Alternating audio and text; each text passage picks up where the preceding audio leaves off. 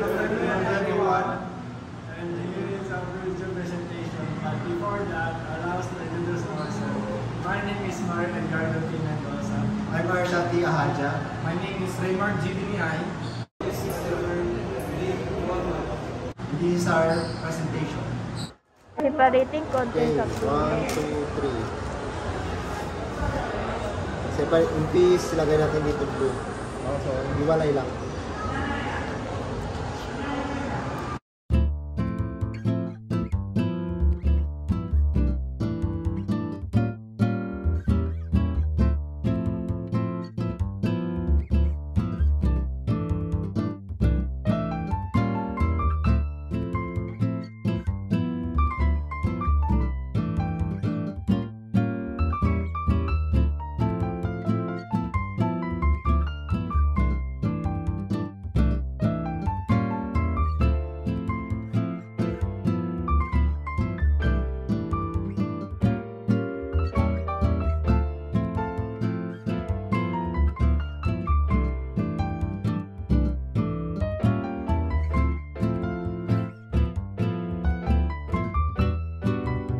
We have a 50% green peas, then 30% corn, 10% peanuts, and 10% fava beans.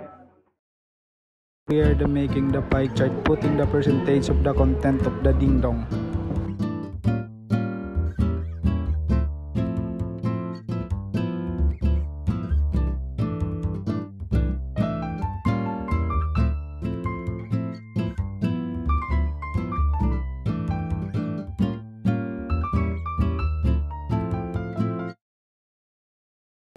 What have you learned from the activity? Graphical are important, statistical.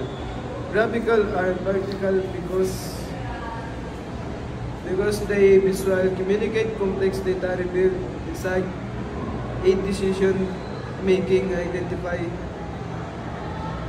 relationship, facilitate effective communication of result, and support quality control.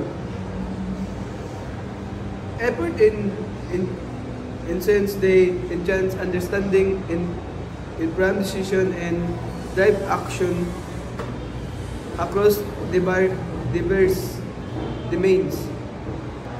What are the process or step that you follow in order to finish the activity?